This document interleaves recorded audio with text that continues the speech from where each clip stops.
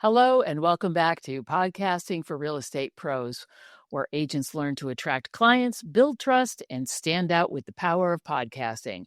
Let's dive in. Okay, wondering how to grow your podcast?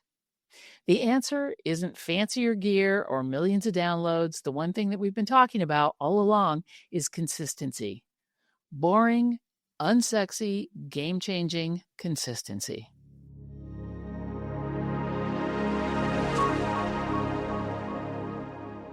Hey, I'm your host, Sue Willoughby, and today we're talking about the one thing that separates the podcasters who make it from the ones who ghost their feed after 6 episodes.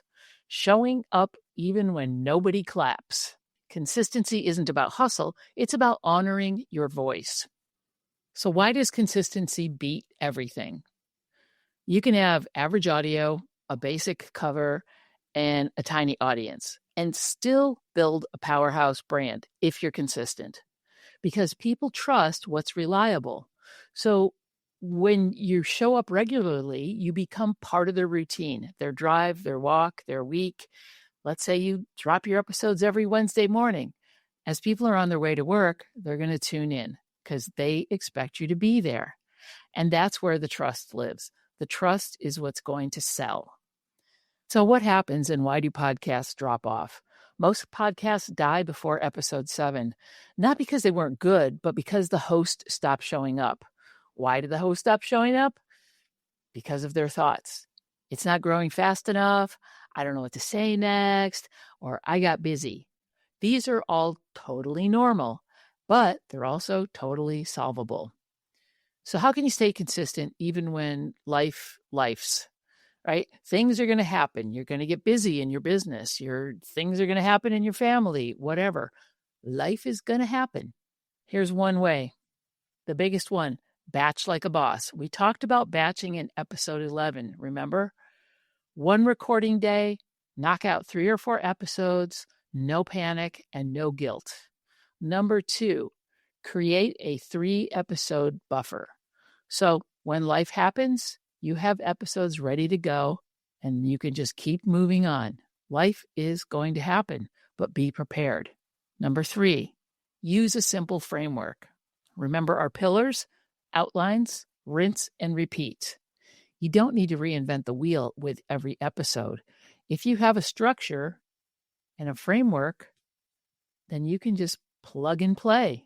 Number 4, please, I'm begging you, let it be imperfect.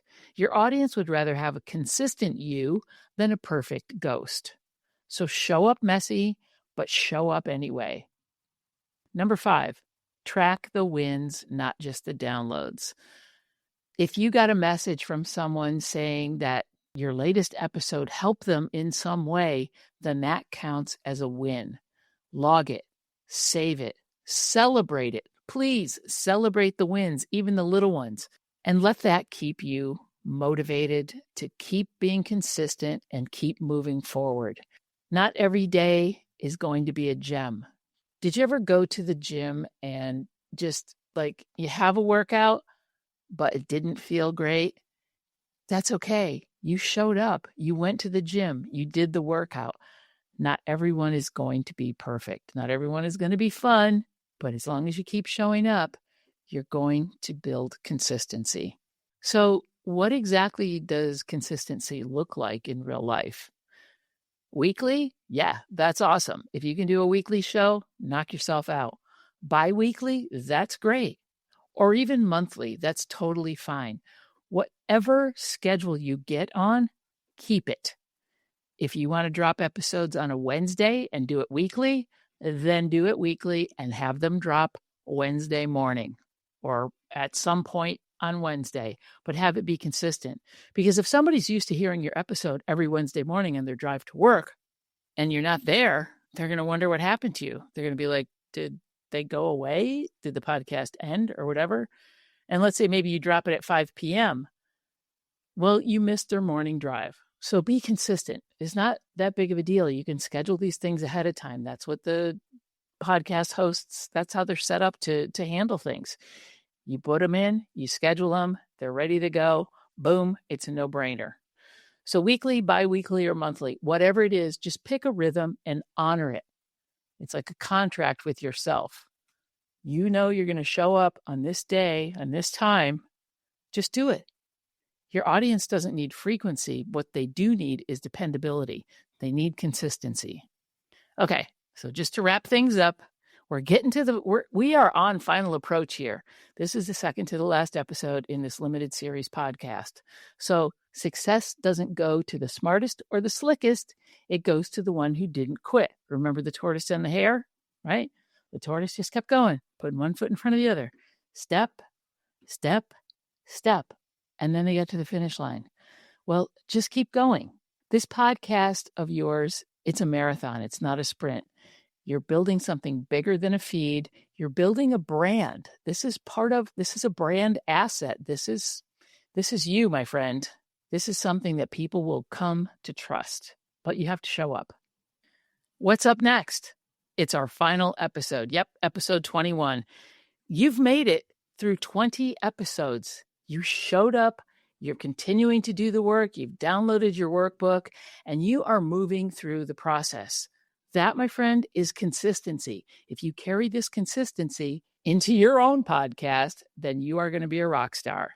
So in the next episode and the final episode, we're closing the loop on what top mistakes real estate agents make when starting a podcast and what to do so you don't make the same mistakes. Until then, be the one who kept showing up, because that's how you're going to win.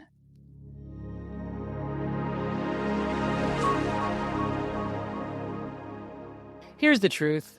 The agents who take action now will own their market a year from now. If you're ready, join my course, Podcasting for Real Estate Pros. Use the code LAUNCH when you enroll and check out, and you'll unlock some bonus training as well as a discount.